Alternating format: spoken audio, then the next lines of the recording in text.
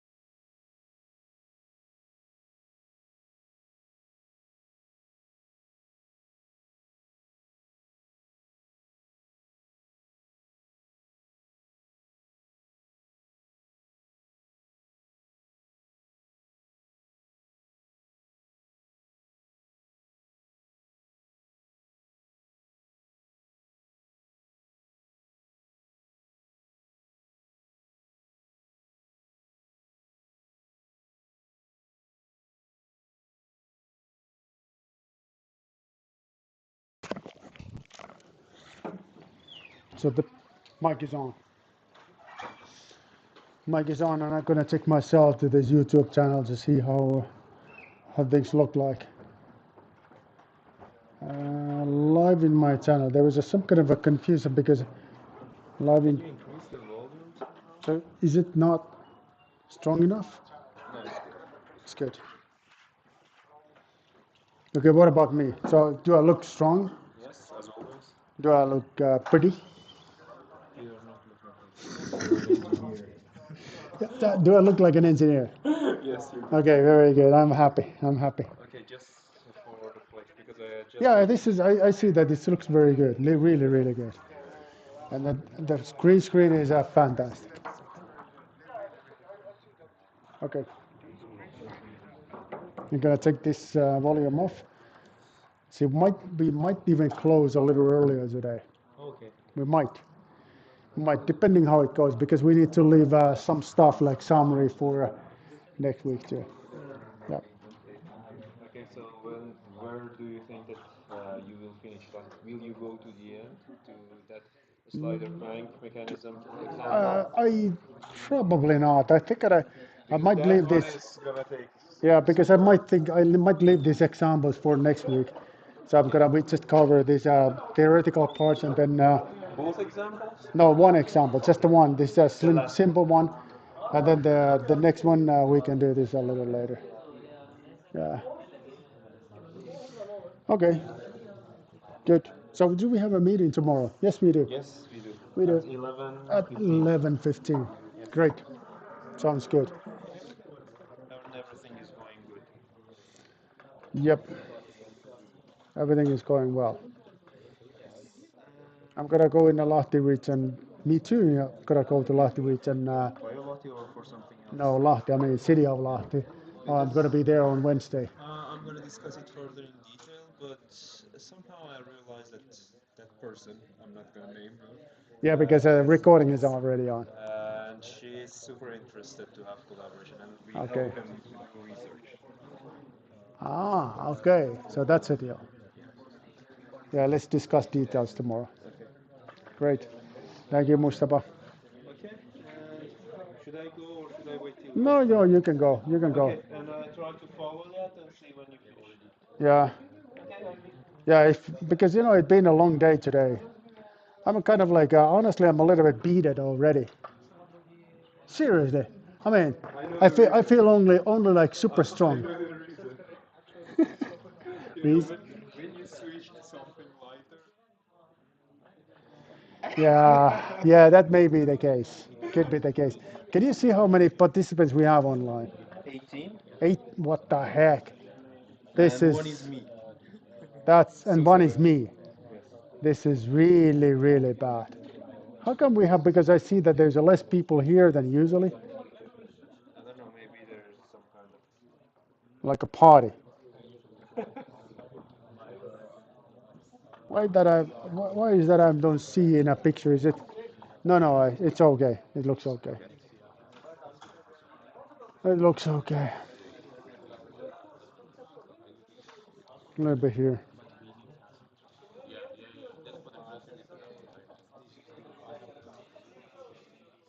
I don't know if you noticed, but I edited the videos. So now every time we're getting started here, respect, you know. So I took everything, this hassle in the beginning, I took it away. Ah, Yeah, okay. yeah, You're becoming a proficient, like in terms of yeah, I guess. YouTube. Okay, so it's gonna be in 15 seconds, and then they're gonna go. I believe now is the time for you to giving up the professor life, like becoming a Yeah, but YouTuber. that's what I say. I wanted them to call me like an influencer. That's what I am. Okay, okay, guys. Okay, guys, have you seen this? Have you seen this before? Respect. I'm worried. Guess why I'm worried? Because I see that there's a less people in the lecture room than usually, a little less. But then what really makes me worried is that I checked from the YouTube that 18 participants only. 18. Not good. Not good. Because remember what I mentioned that what you need to do every single week is to follow the lectures. There will be no other way to survive. No other way.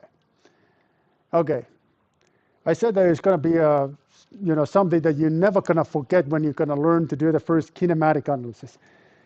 Today, much bigger thing will happen, way much bigger. Today, what we're going to do, we're going to run the first dynamic analysis. That's really a big deal, really a big deal. So pre-prepare to go the really emotional because you're going to see something that you can't believe by yourself. It's going to be a mechanism that we're going to solve the dynamic responses. And it's going to be great. It's going to be a big moment of your time in your lifetime. I think it may be the highlight of your life so far. So we'll see. So it's going to be a big time ahead of us. But then I have a little bit of bad news to you because I mentioned that what we do in this class, we're going all the way up to the summit of Mount Everest. We were in a summit of the Mount Everest. And those of you that are doing the mountaineering, I'm not the one of those, but I learned it and I watched the movies about the mountaineering. I learned that one of the things that is the most, comes with the highest possible risk is that when you're coming down from the summit. And now what we do today, we're coming down from the summit. And I need to give you a pre-warning, a little bit of heads up, because there's going to be avalanches. There's going to be broken ropes. There's going to be all this kind of stuff that we're going to face today. So it's not going to be pleasant, coming down, but it's going to be with a multiple high-risk things. And one of the high-risk things is that we're going to discuss about the method, which is going to be based on Lagrange multipliers. How much you understood about this concept of virtual work, percentage-wise? Like 100% will be the full understanding, 5% will be not so much understanding. So which one were your understanding about the concept of virtual work? Like maybe closer to 5 than 100, I guess. Yeah, okay. Today we're going to discuss something that is even more complicated than that. So we're going to discuss about a little bit about the mathematics and how we can actually create the equation of motion. We kind of have to summarize everything we have discussed so far. But then, we almost can see the base gap and the helicopter waiting for us in a base gap. Because what's going to happen after this week? We're going to still cover the one more topic about the multi-body system dynamics, and then we're going to leave the entire topic about mechanical modeling. We're not going to touch that any longer, but what we're going to do afterwards is going to be how is that we can model the actuators. So we're going to take a look at the hydraulic actuators, completely different story. So no relation, no clear relation what we've been discussing earlier. Much easier because it's almost like 1 plus 1, how much is that? So it's much more simple than mechanical modeling. There's going to be other complications underway, but soon we're done with the mechanical modeling. But still one more thing to do is coming down from the summit. High risk journey. All right, so equation of motion, augmented formulation, and for your information this time already, so we can create the equation of motion in two different ways. We can either add our constraints to our equation of motion, or we can substitute our constraints inside of our equation of motion. Those are the two alternatives. The one that is based on Lagrange multipliers is the one that we're adding constraints to our equation of motion. Okay, that's what we're going to learn today. But first thing first, summary, what we did a week ago.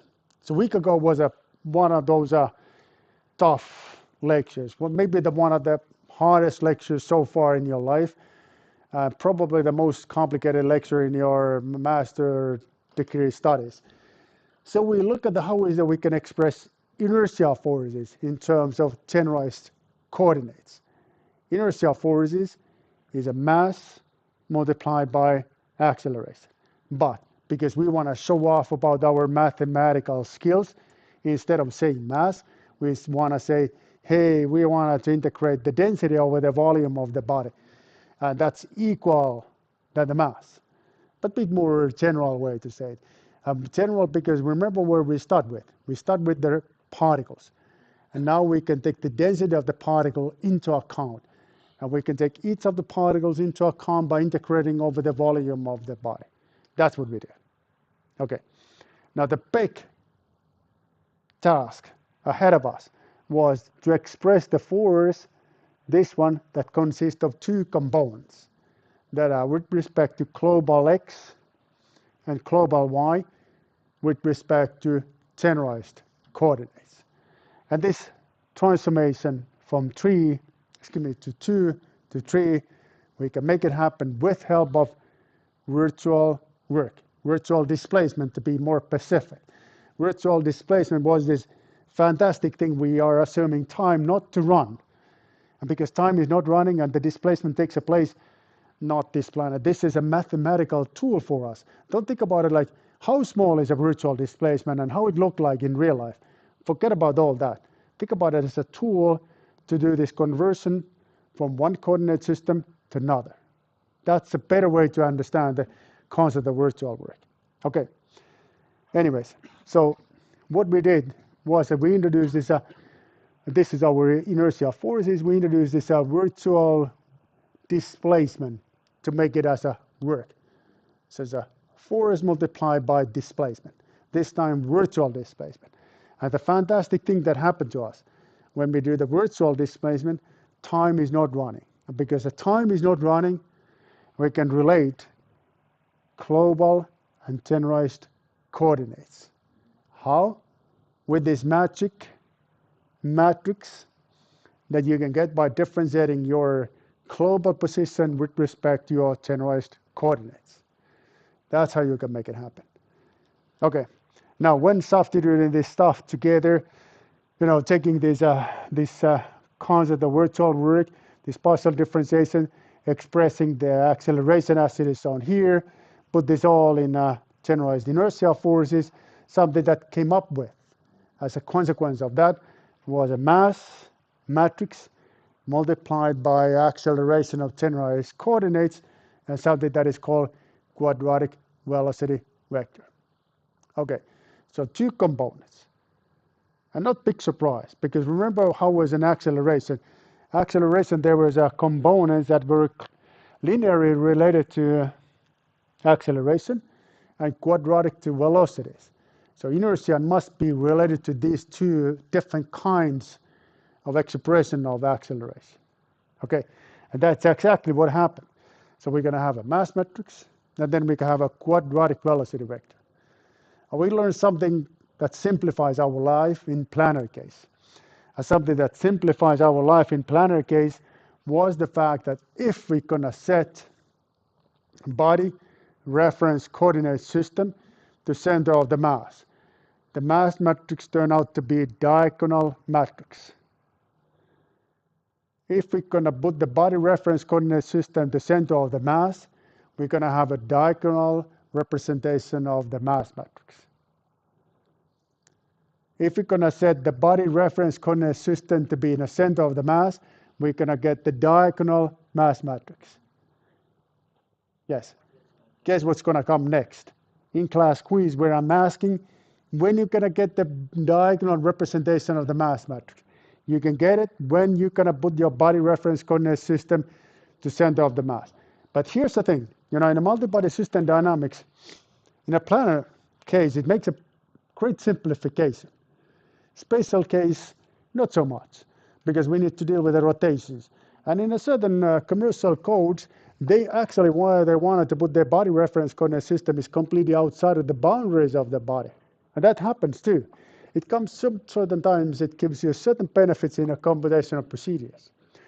But again, if you have a potato-shaped body like this, okay, and the center of the mass is located here. This is center of the mass.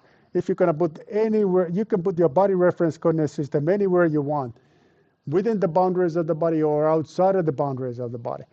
But you can get the great simplification if you set them to be, if you set your body reference coordinate system to be in the center of the body.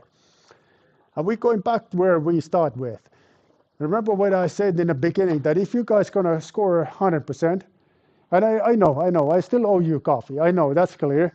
And we can get back to this coffee serving practicalities later, this class.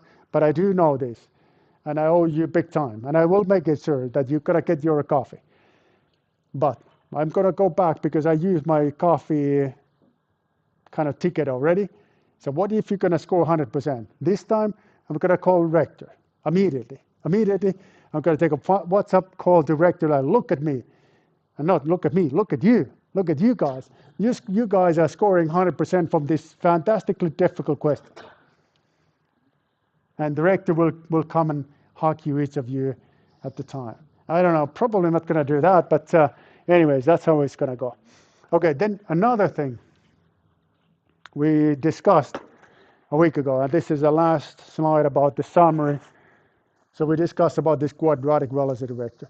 So the quadratic velocity vector is like how much forces you need, how much forces you feel because of the body rotation.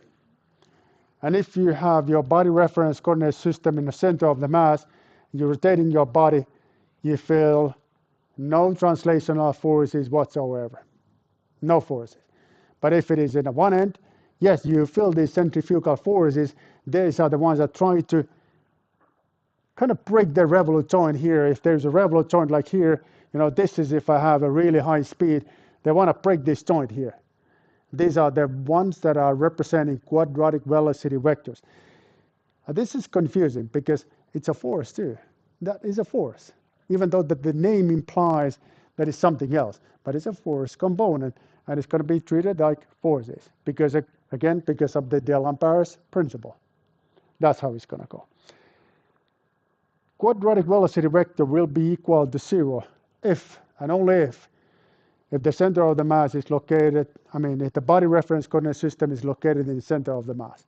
So if you have a diagonal representation of the mass matrix, then the quadratic velocity vector will be 0. Okay. Now, let's take a look at this. First question, mass matrix of the body is diagonal if body reference coordinate system is located in the center of the mass. Body reference coordinate system is located outside of the center of the mass, but within the boundaries of the body. Body has a beam-like shape. Body reference coordinate system is located outside of the body because everything is possible. But one only is correct. Which one is correct? I have no comments on that. But then, you guys think about this. And Socrates is on. So please, let's take a look how many participants we have today. Gonna discard these changes made. Oh, you don't see this. Not this one either. Okay, so I feel bad. I feel okay again because I see that we have 100 answers already in a Socrates. 100 and why this is.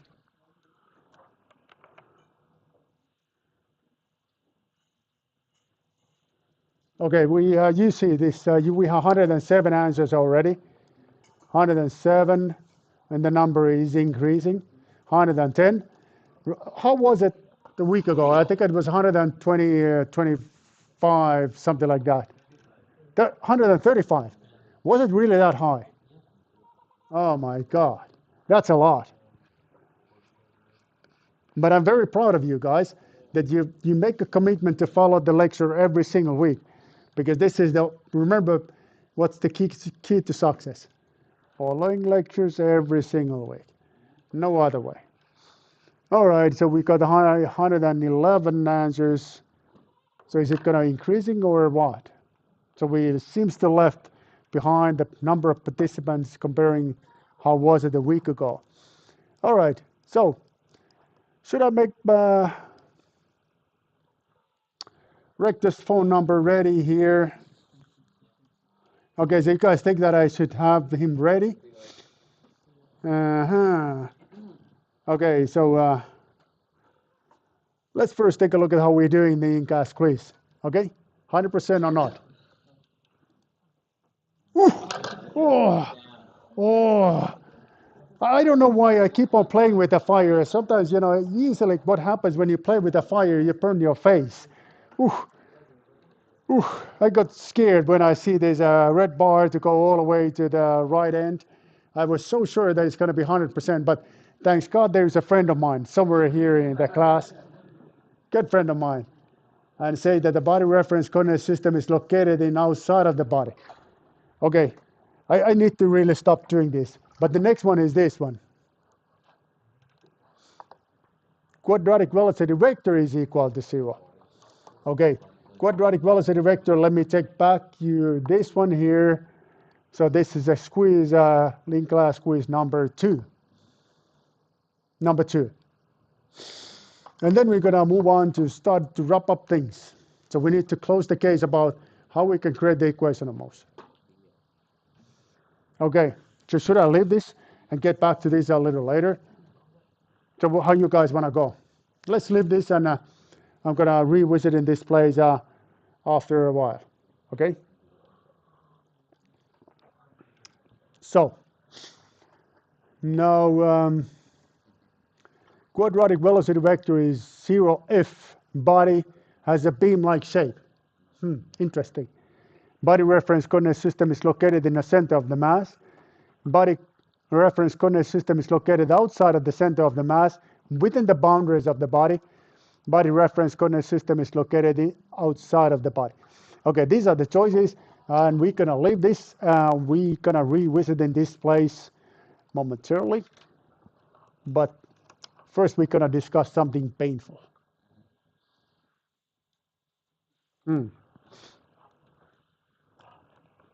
Something painful will be this.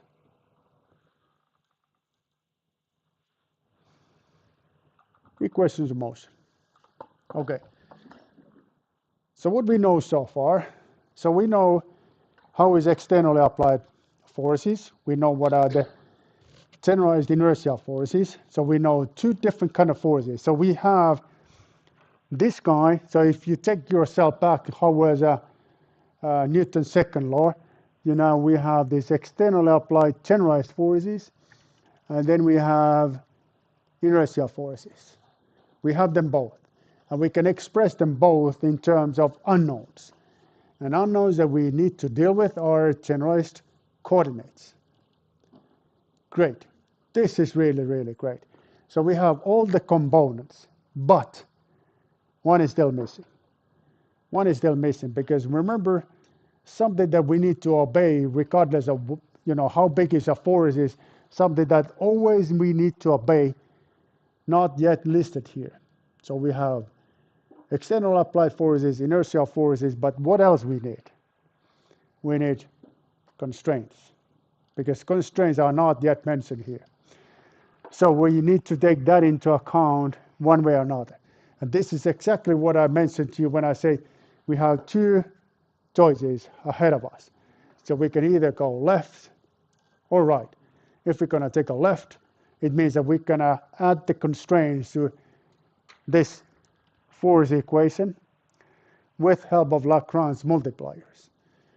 Or alternatively, we can substitute these constraints inside of the equation of motion. And that is called embedded formulation. Embedded, like embedding the constraints inside. Augmented, like adding them to the top of the what we already have. These are the two principal differences, and they are conceptually completely different things to deal with. And today we're going to learn what it means if we're going to add the constraints. But first, this is something we briefly discussed a week ago. We briefly discussed that what we really are interested in is that we want to collect all the work done by the system, not just a single body, but all the work done by the multi-body system. So now we want to take ourselves the one step above. We need to start looking not just a single body, but all the bodies. And what we can do for all the bodies is that we can actually add the work done by inertial forces, generalized inertial forces, and then the work done by generalized externally applied forces from each of the bodies in our system. So we kind of keep on adding them. So we take the body number 1 into account, and we adding them all the way until we have the last body of the system accounted. And once we do that, then we can express the equation of motion, which is not yet the equation of motion, but let's say the force balance.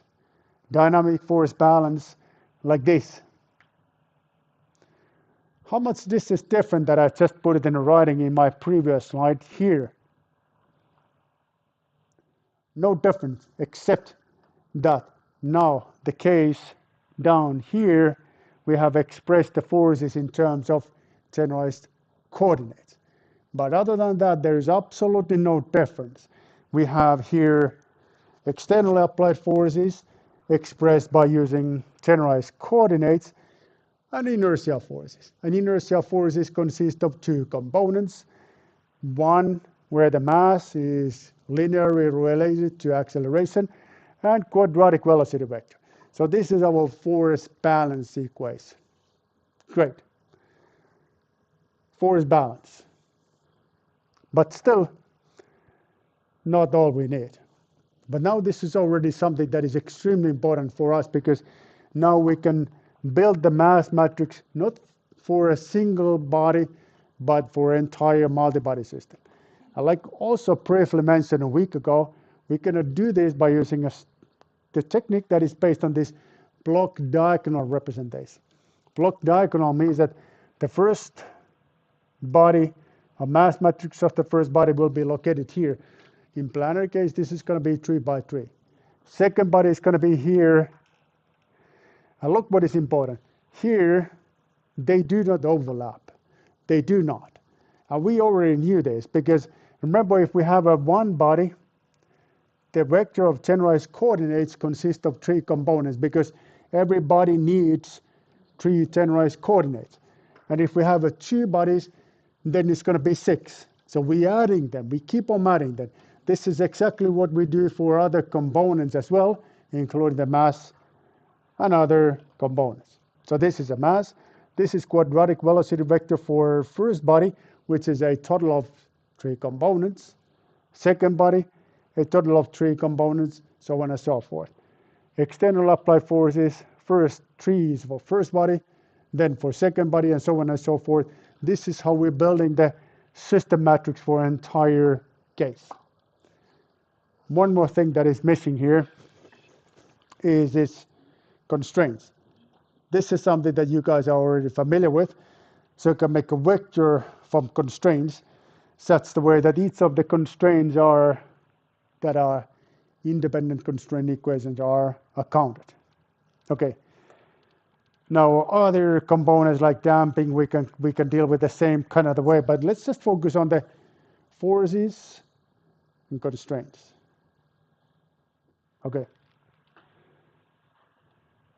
Now, what we're going to do is that we're going to use this concept of virtual work.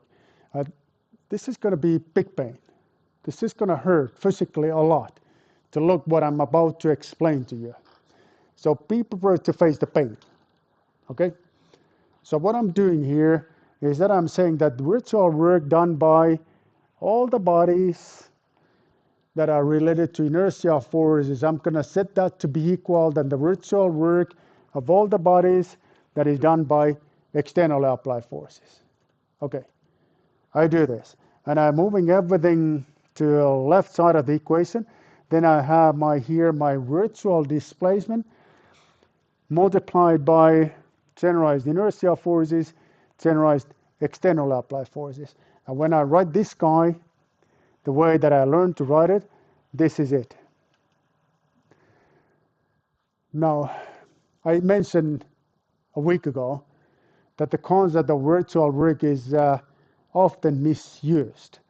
And it's often misused because what is a very common scenario is that you think that you can take this part of the equation, and set that to be equal to 0. And that's not true. That's not true. This is the misuse of the concept of virtual work because it can be only set to be equal to 0 under certain conditions. And this is when things becomes to be complicated. And this is when you're going to feel this physical pain. I'm going to repeat this in a momentarily. This equation here, which is a virtual displacement multiplied by these generalized forces. In general case, you cannot set this to be equal to 0. You cannot. What's the big problem? Why not? You cannot, because if you do the virtual displacement like it is shown here, then you're going to introduce the virtual displacement regardless of the constraints. You don't care about the constraints. What happens when you do that? Then the constraints will actually do a certain amount of work. And this component is missing here, is not here. So you can only set this to be equal to 0 if this displacement is kinematically admissible, kinematically possible. So if you do it like, don't care about constraints, you made a major mistake. This is not the way you can find an equilibrium. No way. You have to set this in a way that you have to express this to be kinematically admissible, or alternatively, you can take the work done by reaction forces and constraints into account.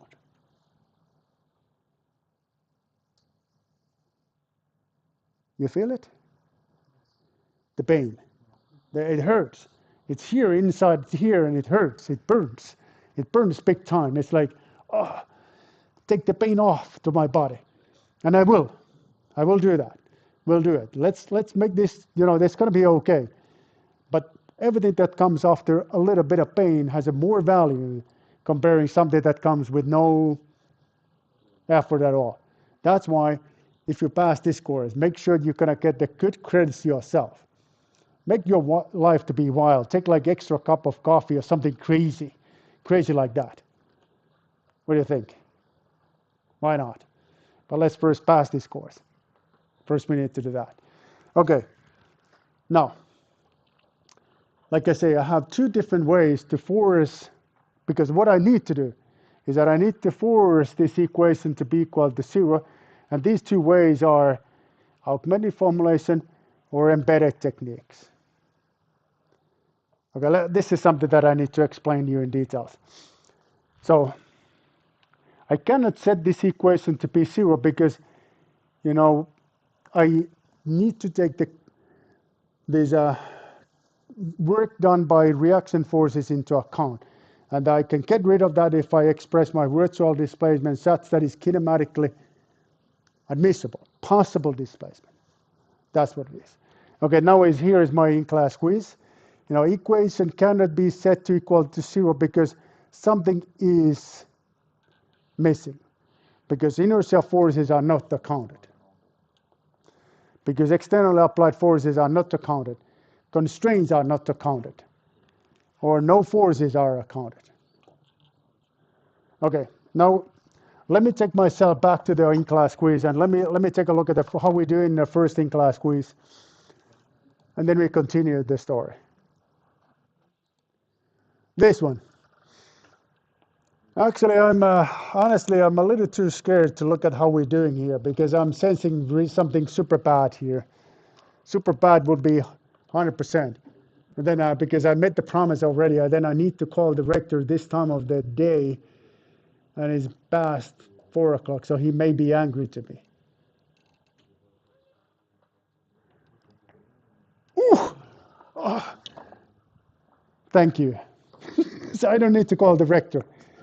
So good news is this. So we scored really high in the quadratic velocity vector, but I think we got some latecomers, that the people that came late, that they were not aware of the correct answer, and the percentage came down. So I feel more relieved. Okay, so this was a question about the quadratic velocity vector. Second one is why this equation cannot be set to be equal to 0, because something is not accounted. What is it that is not accounted? Let me see the number of answers. 27, 20, 34, 34, 60 something, 70 something.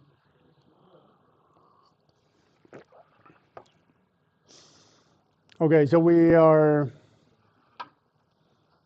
getting back to this after explaining something a little different first. Let me take you back to the mathematical class, okay? because otherwise, sorry, I made this incorrect order.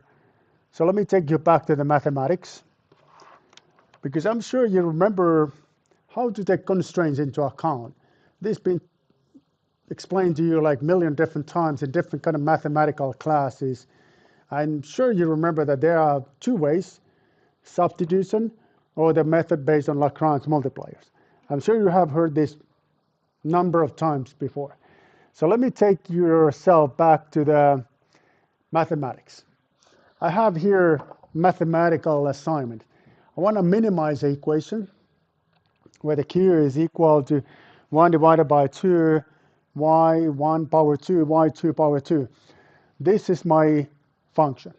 I wanted to minimize the function in a way that the constraint that is also function of y1 and y2 is accounted.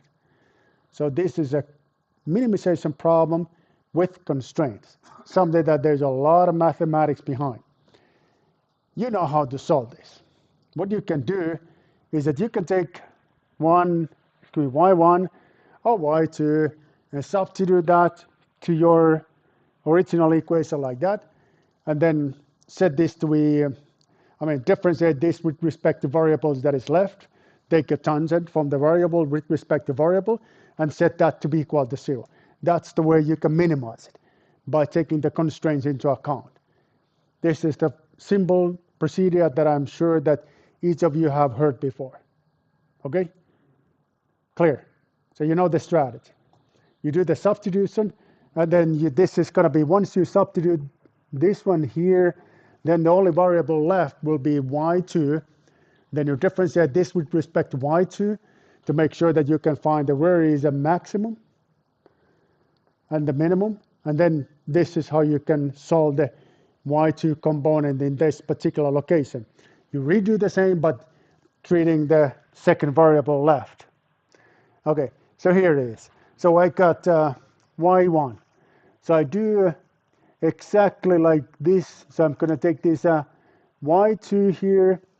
This is going to go to another side of the equation, and then that is substituted here. Okay? No trick, mate. So this is what you're going to get. So you get this y, it gives me 1 divided by 2, and then parentheses, y2 power 2, y1 minus 1 power 2. This is it. Now, once you differentiate this with respect to y1, the only coordinate you have left, this is what you're going to get. Once you're solving the y1 from this one, it's going to be 1 divided by 2. The one left, which is a y2, you redo the whole thing, you do the substitution. So you first do this substitution, then you do the differentiation. Once you differentiate, you're going to get the y2 is going to be minus 1 divided by 2. This is what you knew already. You probably heard about another technique too. And another technique goes like this. It's a very straightforward, but it's a little of thinking needed, because this is how it mathematically look like. Mathematically the situation is as such. You have here a function, like this function that is described like this mathematical orienteering map. And then you have the constraints. You need to find the max of this map in such the way that you have to be within this path. You have to be within this curve. And this is where you need to minimize. This is where you need to find the minimum. Okay? So what you can do is that you can compute the derivative of these contour curves, and it will be here, but that's not going to be the one that you're looking for, because you need to find the highest point of the trail. And the trail is the one that is here. So what you can do is that you can keep on computing when is a delta of the trail and delta of the hill itself.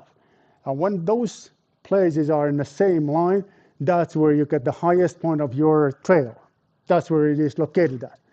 Problem is that probably these deltas having a little bit of different length. So one of the deltas need to be multiplied by a random number to make them to be equalized. And this random number is going to be called Lagrange multipliers. So mathematically, you can find the highest point of the trail in this off-road environment by taking the delta of the function itself and the delta of the constraint equations and multiply one, this time constraint equation, with something that is called Lagrange multipliers. Let's use this concept and solve this problem we looked in the previous slide and see if we can find the same solution by using this technique based on substitution.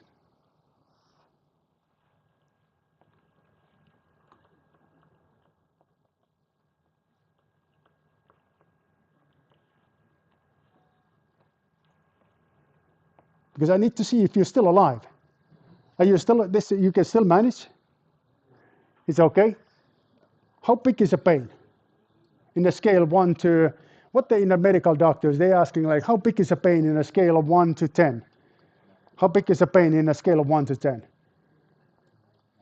What, 11? What? How much? So it's like as big as it can be. Is it? No, okay, so it's that bad. Okay, that's okay. That's okay, because remember what I promised. I said that we were in a summit of the Mount Everest. And now we're coming down. Here's an avalanche. This is an avalanche. So we need to look at the avalanche. We may be surviving from the avalanche. Maybe, maybe not. It's unclear this time, but I'm sensing it's going to be fine. I'm sensing so. Okay, let's try to use this technique in the case of the previous example. And if we're able to do that, then that's going to be an alternative way to minimize the system. Okay, here it is. Here's the original function, exactly like it was expressed in a previous example. Now we're going to reformulate the constraints in a sense that the constraints will be set to be equal to 0. Remember, initially it was something that it was equal to 1. And now the 1 was put it in the left side of the equation. Okay, let's differentiate original function and constraints with respect to both variables that we have. What are the variables we have in this case? Okay, so let's call them as a generalized coordinates to make them to be close what we learned so far. So if we call vector of generalized coordinates, vector of unknowns, obviously this is unknown, y1. This is unknown too. What else? What do we have anything else here? No, that's it. That's all the variables we have to deal with. So obviously the vector of variables consists of two components. Now this is a scalar, this is a vector. So once we do the differentiation, such that this one here is a partial q partial y1. It's going to give us y1. This one here obviously is a partial q partial y2. It's going to give us y2. And then I'm going to do the same for constraint equations, that is the one located here. So first I differentiate constraint with respect to g with respect to y1. It's going to give us 1 because this one here. And then when I do that with respect to y2, it's going to give me minus 1. All right, so this is it. But one more thing was missing. Remember, it was such that, I have here this two vectors. These two vectors, I'm going to set them like this, and I'm going to put everything in the left side of the equation. So it's going to be like y1, y2, minus 1. This was a plus 1. And then this was multiplied by this. First need to be multiplied by this Lagrange multiplier. So it was a lambda minus lambda. Okay, this is unclear. So let me write this in a more clear way, because I wanted to say this one here. So it's a y1, y2. And then in another side of the equation, I have here this lambda multiplied by 1 and minus 1. Okay, when I do this multiplication, it's going to be like this. So it's going to be minus lambda and this is going to be plus lambda. And when I move everything in on the right side, excuse me, left side of the equation, this is what I'm going to get. Problem is this. Now I have three variables because I added one more variable. I added one more unknown.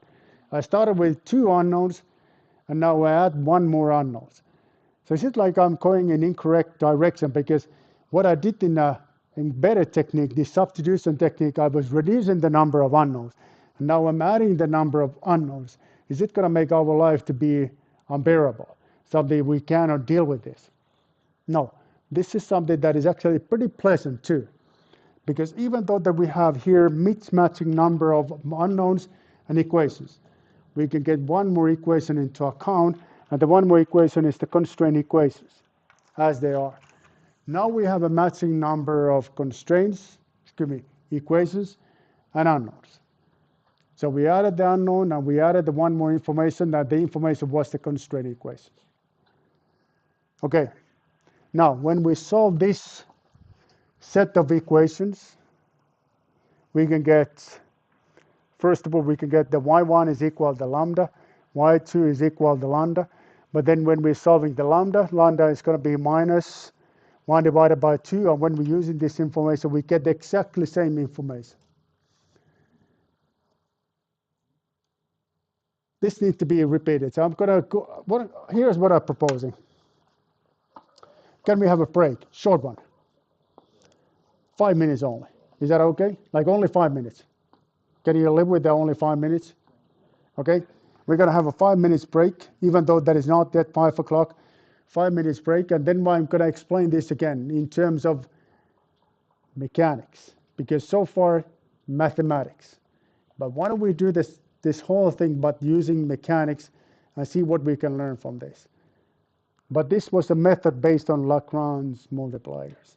And the Lagrange multipliers, we added the constraints, the original equation, with help of Lagrange multipliers. That's what it is. And the Lagrange multipliers, they have a clear, not clear, but in mathematics, they said that is a price we have to pay because of the constraints. Price we have to pay because of the constraints. In mechanics, that is a clear. It is a reaction forces due to the constraints. That's what they are. Okay, so let's have a break, 5 minutes, and then we continue from this. Just the 5. Just 5 minutes. You need more? 6. Okay, let's make it 6. They want to have a 10. Is it something that you need to go to cafeteria in 10 minutes or what? I just need to some time to recover, right? Okay. Well, let's have a 10 minutes then. 10 minutes. Okay.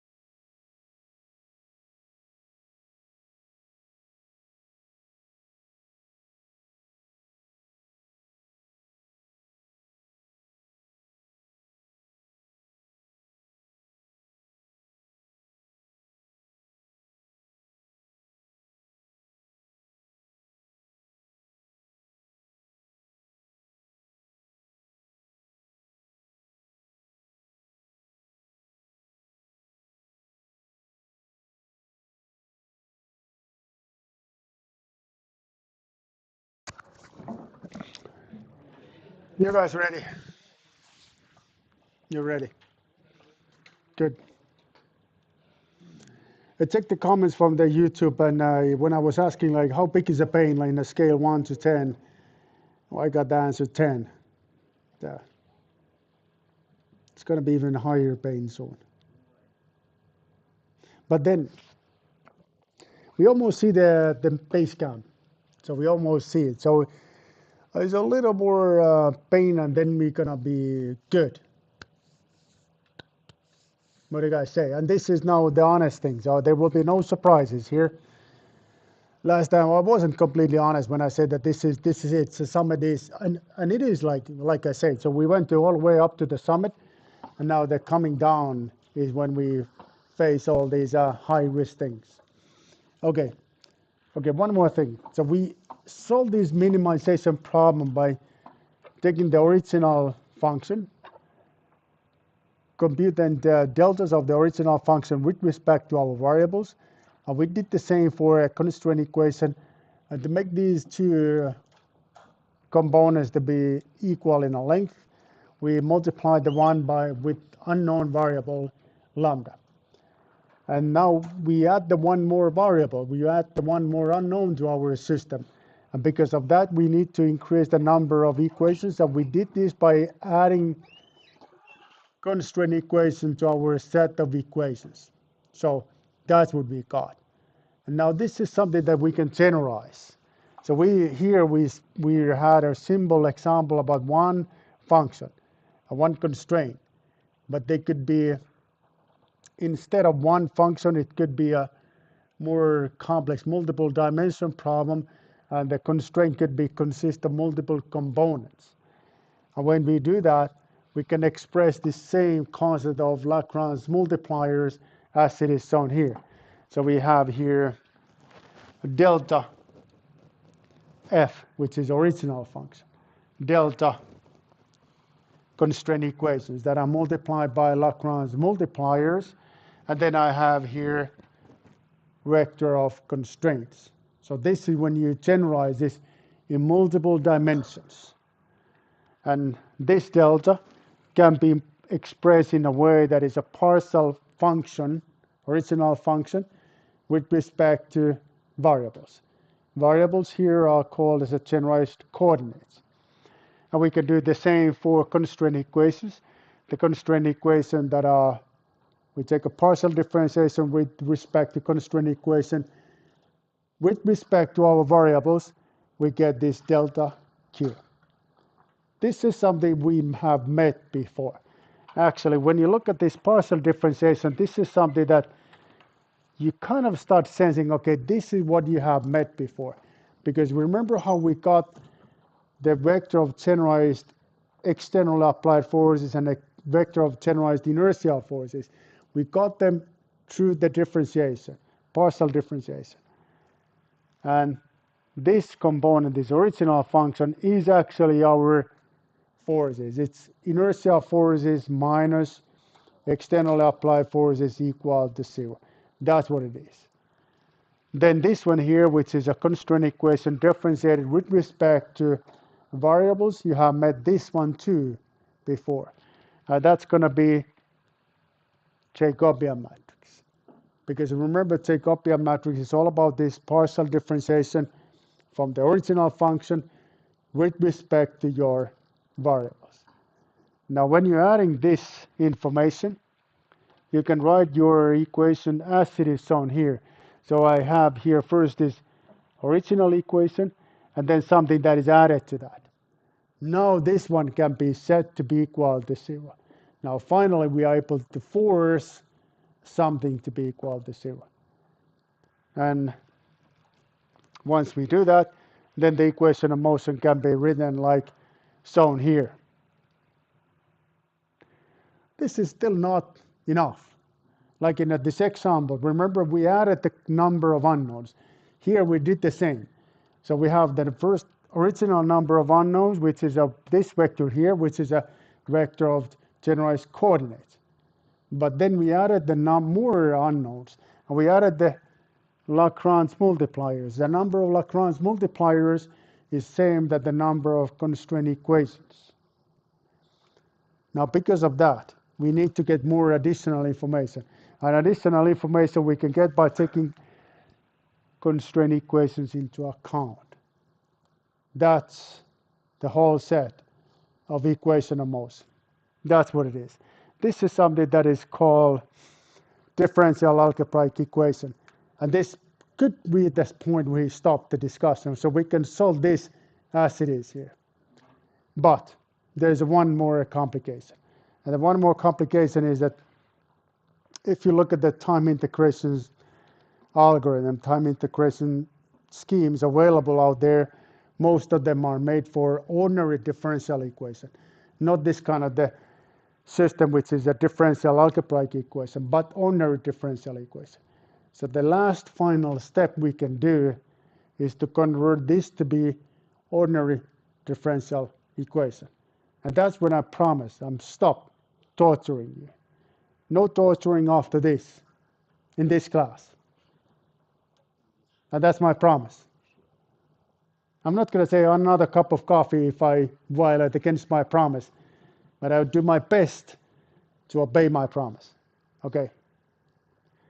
All right, so one more step to go is to convert this one here to be ordinary differential equation. And we can do this by differentiating the constraint twice with respect to time. This is something we learned when we were dealing with the kinematic analysis. And when we do that, we can have one more vector which is called vector QC. And this is the one you can get by differentiating the constraint twice with respect to time. And now when you do that, then your equation of motion look like this. And this is where we're going to stop. So let me summarize. So we started here. We started here, but we were able to express the equation of motion like this with help of Lagrange multiplier. So we add the constraints to our original force balance equation. But this wasn't enough because this one here is unknown and this one is unknown. So we will have to create additional information to match the number of unknowns and equations. And the additional information we were able to get were constraint equations. We could have stopped there, but we wanted to take one more step ahead. We wanted to convert this set of differential algebraic equation to be ordinary differential equation. And we did this by taking this equation and differentiated that twice with respect to time. And we were able to land to this particular set of equation of motion. Okay, look what we have here. What is that we know about this? This guy here is a mass matrix. Good friend of ours, so we know him well. So this is something that is no surprises for us. What about this? Jacobian matrix. That's our middle name, so we know this back and forth. So it's no surprises, something something we are familiar with. And then comes, here's a Jacobian matrix with the transpose operation. This is an acceleration of generalized coordinates. We know that. This is a new friend of us, Lagrange multipliers, which is due to the constraints. And the physical interpretation is a price we have to pay because of the constraints. What kind of price we have to pay because of the constraints? Think about this kind of the pendulum here. Here is a revolute joint. Here is where the constraint is located at. What kind of price we have to pay because of this revolute joint? Reaction forces. The reaction forces are along the global x and y axes. That's what these Lagrange multipliers are representing. So they're representing the numerical values of these two force vectors. When you multiply them by Jacobian matrix actually telling me where these forces are located at in your system. Let's continue then. Then I have here vector of external applied forces.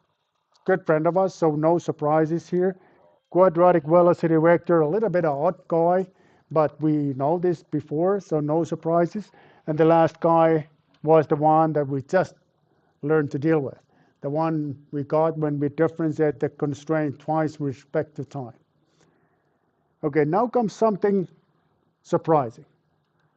The vector of unknowns is this vector. Okay, what is that we have here? What is that we have in this vector? We have here all the generalized coordinates. Okay, let's look at this pendulum example. What's going to be the number of generalized coordinates in a system like this? So it's a one moving body, and every body needs 3 generalized coordinates. So it's going to be 3. What else? We have Lagrange multipliers. We don't know them either, so those are unknowns. How many Lagrange multipliers? Same number than constraint equations. How many constraint equations we have here? 2. So it's going to be a total of 5 unknowns. 3 of them representing configuration of your system. 2 of them representing reaction forces due to the constraints. So 5 in total. 5. Clear? Okay. So now what if I have what about this? What's going to be the number of unknowns in case like this when I have a double pendulum? I'm sorry, this drawing is unclear, so let me make this another one. So there is a one beam-like body, another beam-like body. What's going to be the number of unknowns? Okay, let's vote.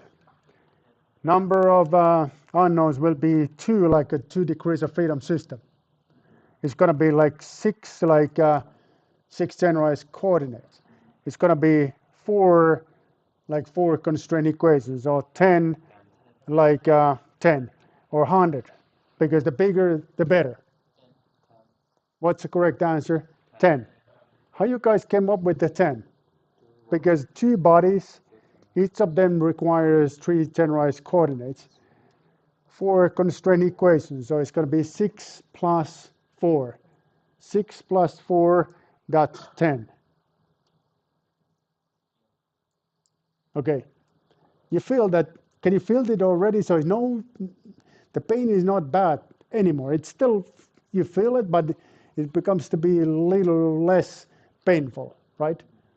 Great. Okay. Now we're in a phase that we can actually start using the knowledge that we have gained so far. Like promised. What we're going to do is that we can apply this one here to practical cases. And believe me or not, you can solve any mechanical system using this set of equation of motion. How that's going to be possible? By following the certain steps. Remember what's not allowed in a multi-body system dynamics? Thinking. Not allowed. You just need to follow the certain procedures, no thinking whatsoever. You're going to get the equation of motion automatically. That's what's going to happen to you. So you're ready to practice. What we're going to do, we're going to practice, and then we're going to apply this to mechanism that's not very complicated, and then we're going to run this. We can analyze the system using the MATLAB. Ready for that? Okay. So let's go. So first question is, the augmented formulation, the unknowns are what?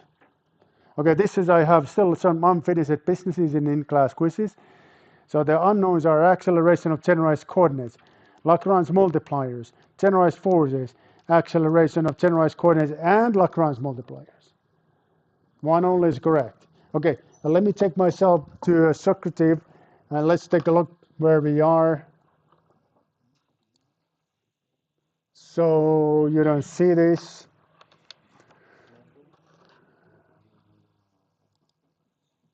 Oh, not this one. Okay. How is the success rate of this one? This was the hard question about why this cannot be said to be equal to 0, because of inertial forces are not accounted. The external applied forces are not accounted. Inertial forces are here, so they are accounted. External applied forces are here, so they are accounted. Constraints are not accounted. Yeah, that's the correct one. And the, oh my God, this is really playing with the fire, because it's getting late.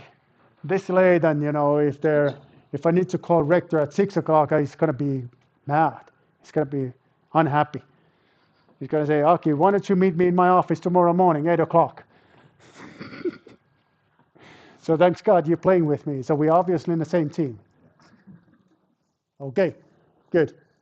But still, great success rate. Really good one. Okay, and then next one. In augmented formulation, unknowns are what? Acceleration of generalized coordinates. One only, by the way, is correct answer. Lagrange multipliers, generalized forces, acceleration of generalized coordinates, excuse me, the acceleration of generalized coordinates and Lagrange multipliers.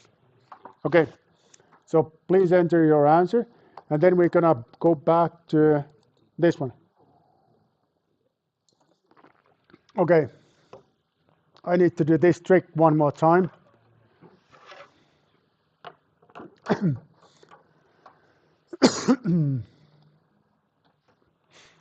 Okay, so what I want to do here to demonstrate the skills we learned a little while ago was to solve the response, dynamic response of the mechanism shown here. So this is a simple planar system consisting of one moving body. Point P is constrained by a primitive joint that can slide along the global y-axis.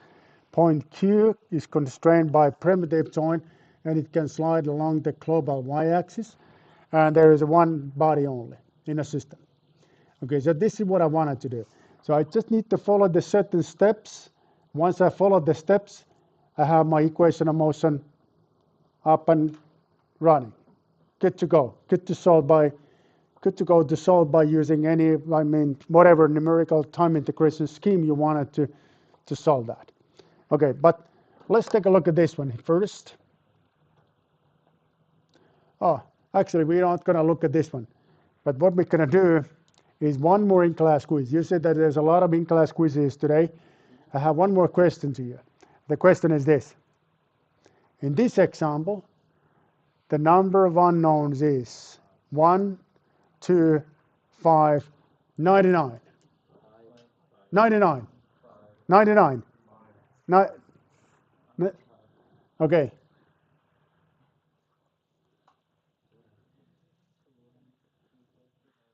Okay, but you are not able to answer that yet because there is some unfinished business here in my in-class quiz.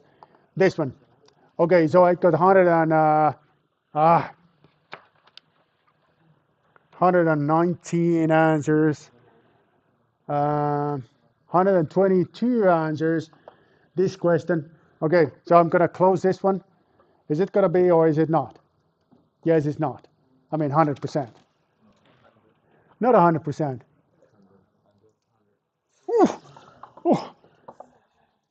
This is gonna be absolutely the last week that I'm playing with this thing. My heart is not taking this well.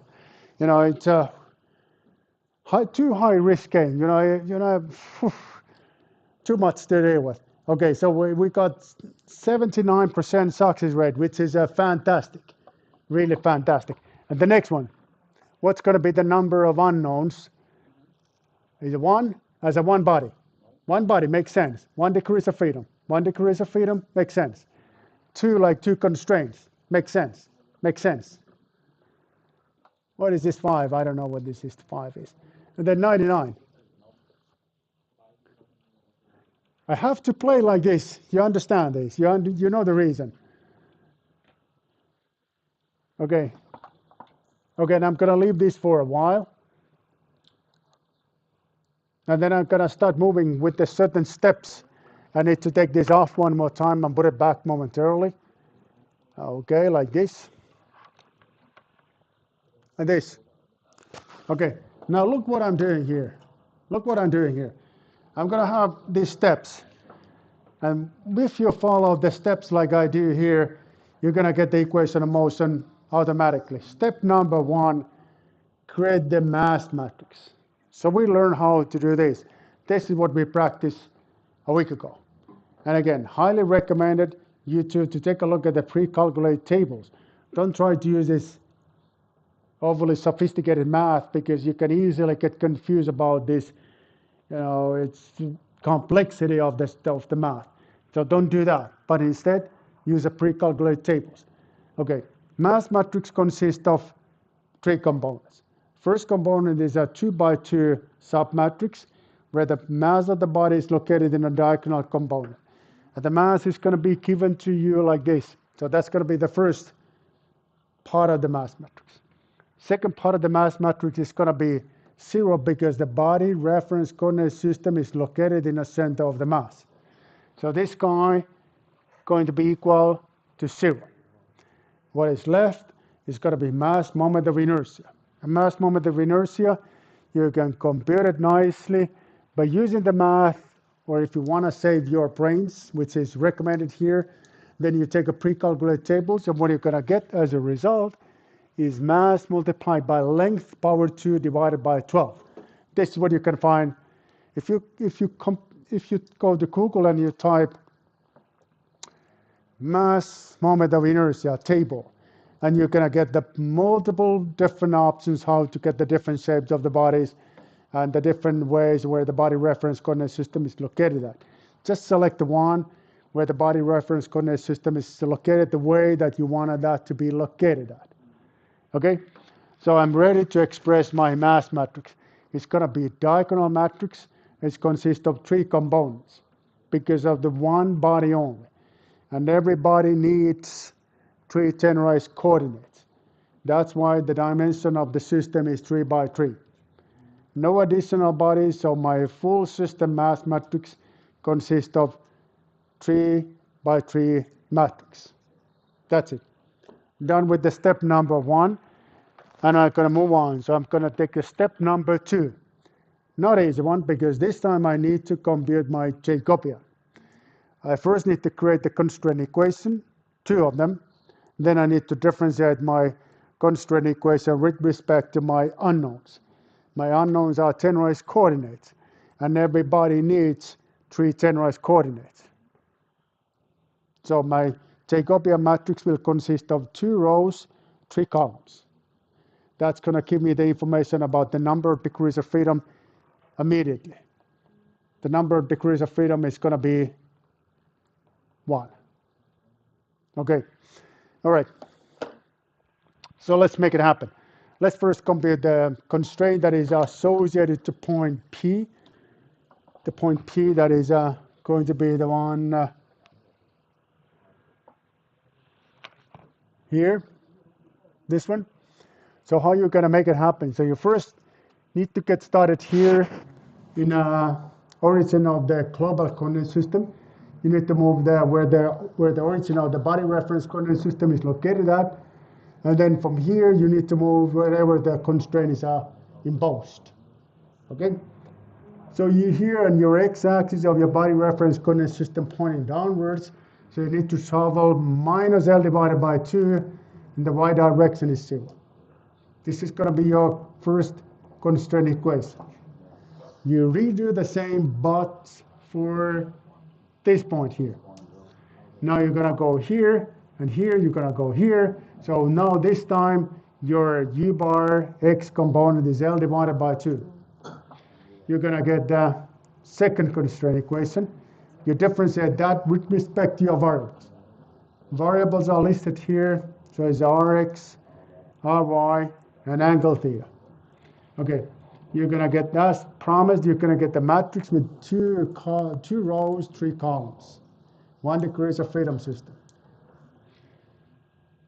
Step number 3.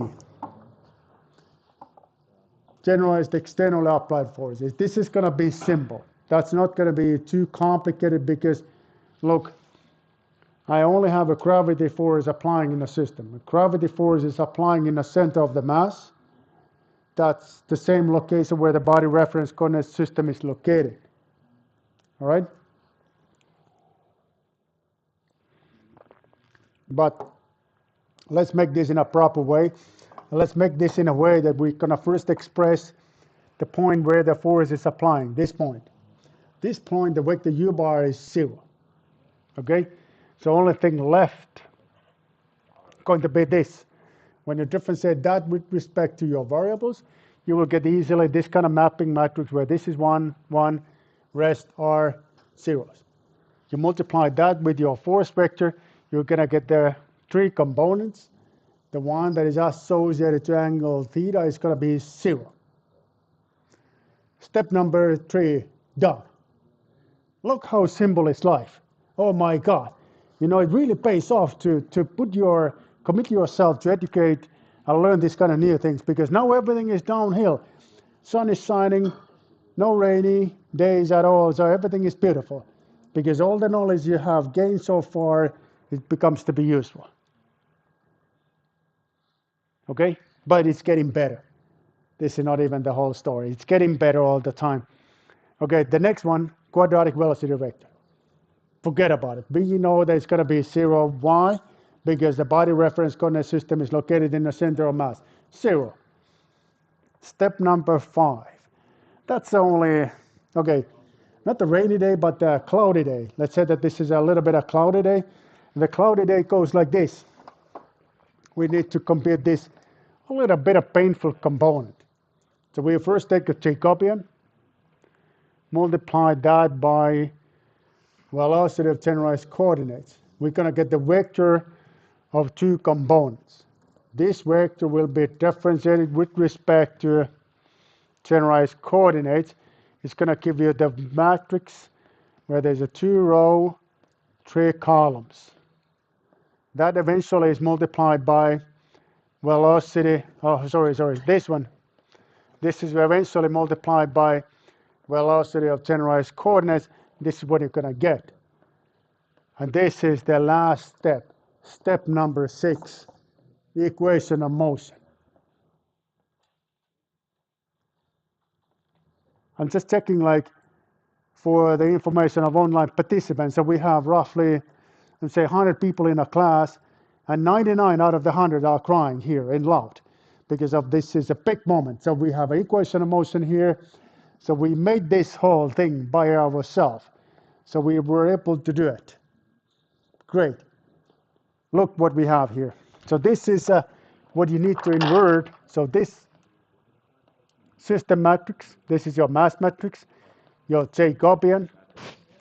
Your Jacobian, that is with the transpose operation, this was matching the dimension, external applied forces, and this was a QC. Okay, maybe too much you to deal with, but let me ask this. Is this too much if I'm going to solve this by using MATLAB, or is it too much for one day?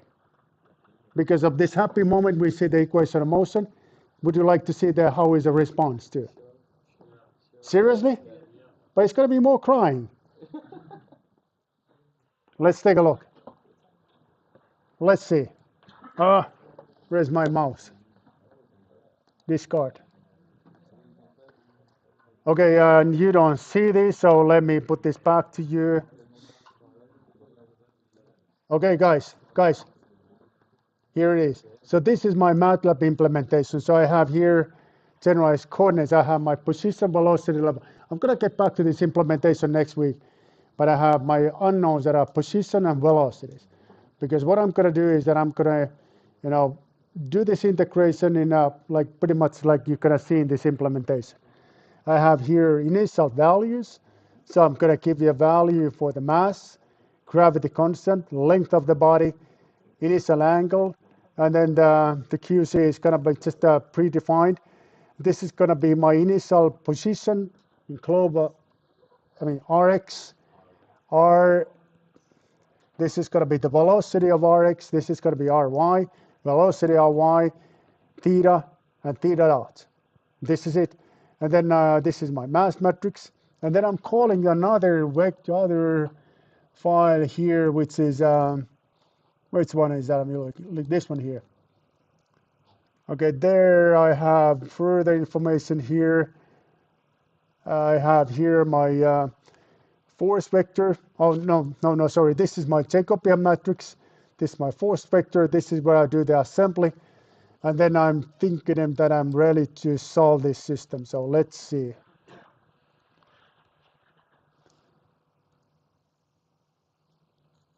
Is anything happening here? Yeah, it's coming. Ooh, this is a big moment. So let's see how it's going to be the visualization. So let's see where it's going to put these windows. So maybe we are now, where is it? So the same thing happened than the last time. So now it's again somewhere. How come I solved the thing last time? Because it was somehow hidden and then it appeared eventually. But how did I made it a week, couple of weeks back when we solved the kinematics? Because again, there are somewhere hidden here where they are. No, they're not here. Where is it they are? Hmm. Was it something that there's like I need to do this? I need to check this duplicate. So why this is not displaying it? What was the trick that I did a week ago? 2 weeks ago? You remember? Yeah, me neither. Okay, let me try to solve this one more time because I solved this during the break and then it was okay. Somehow it disappeared. No, same thing is somewhere hidden where I don't know where is it. Huh? Okay, let me do it without this. I think is that the projector is a problem here somehow because when I was doing that by myself a while ago, it went okay. It was all, is it overleaf? I mean the OBS that is somehow messing this up. Press any key to visualize. Huh, what a disappointment. Let me take this away. You don't see what I'm doing here, but I'm just explaining in loud that it's almost like you being in a dentist. So the doctor is explaining your stuff and you are not able to respond. Okay. Why? Major disappointment. No, I'm unable to display this to you. Just cannot. I just don't know where these windows are disappearing. They're obviously someplace else. So no. Let me put this back. Okay, so what I'm gonna figure it out this for next week, and then I'm gonna show this to you a week from now, and then week from now there is something that is extremely important because next week what we're gonna do is that we're gonna summarize everything we have learned so far. I'm gonna give you like a training for midterm exam. At the midterm exam, one more time, it's gonna be week 40, 40, what's it 43? Okay, the week where the Monday is the 21st of October. That's when it's gonna be held. And listen to me. So it's going to be in a Moodle. So only things you need is your big brains, your computer, and internet access. You can do it anywhere you want. So you don't need to be physically in university. You can go any place you want. You log yourself to the Moodle. I learned that the Moodle is not collaborating today, but hopefully it's collaborating in that particular week. You click that I'm ready to get started in my exam. But once you click that, then it's go. Then there's a question bank. So even if you think you can have your WhatsApp team and you can be a good buddy of our WhatsApp officer and asking which is the correct answer from WhatsApp officer, it's not going to help you because each of you going to get the individual questions from the question bank. There is going to be question. There's multiple choices, or you need to compute something. You need to answer that question similar way, exactly similar way you answer the questions in class. I mean, in weekly homework and in class quizzes. It's like combination of the two. Okay, you entered all your answers. You can modify your answers as many times you want. But once the 2 hours is done, then the answers are submitted to system, and then you're gonna get how many points you're gonna get. And if you're not happy with the points, you can redo your exam. The highest will be accounted. You will have two attempts. Two attempts. And that's what's going to happen. But I'm going to give you examples. What kind of the questions you expect to see? Highly recommended is that you do your first attempt on Monday, Tuesday latest. And then if you're not happy with your score, you keep on studying. You do your second attempt on during the weekend, Saturday, Sunday. You can do any time of the day you want, any day you want, two attempts, 2 hours max. And again, it's a question bank. So there's, even if you were sharing information with your fellow students, that's not going to help you much. Um, and then something that is confidential, but I'm going to share with you. So we have a highly educated artificial intelligence that is comparing your weekly assignments and your this midterm exam. If we suspect any wrongdoing, there's going to be awful destiny ahead of you, and that's going to be oral exam. Oh my God. Oral exam. If we suspect that there's something wrong, you're going to get an invitation. Why don't you come and have an oral exam? Many people, they had a heart attack immediately, so they're unable to meet us in oral exam because it's a, well, think about it when you see an email like this. It's an awful thing. Really, really unpleasant thing that can happen. But this kind of stuff can happen. Okay. But we get back to this training a week from now. A week from now, there's going to be one more example. This example that I'm gonna show you momentarily. I'm not going to show this to you today because I want to show the response to you in the MATLAB because that's going to be, as promised, it's going to change your life. You can, after that, you can say, was this before or after? And before or after means like before this class because it's such a big thing in your life. But one more thing before we go is make this in-class quiz. Okay, I don't think it's going to be 100%, so I'm kind of relaxed. This one here. Okay, so we got 132 answers, and what's going to be the number of unknowns? The correct answer is going to be, you don't see this. Correct answer is 199. No, that's not even an option here. Whew.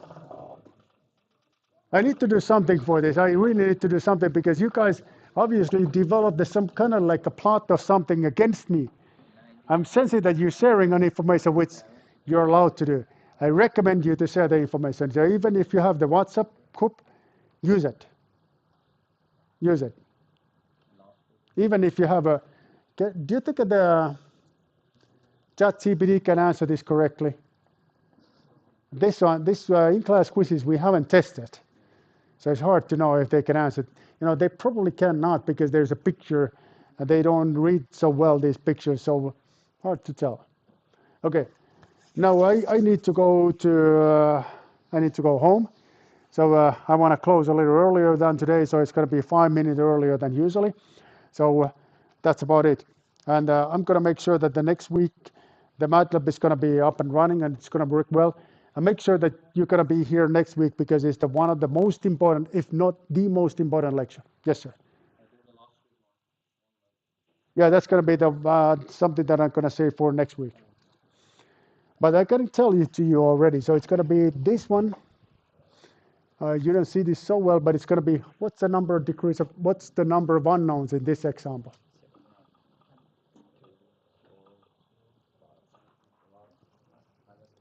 These are the options: 2, 6, 11, 14.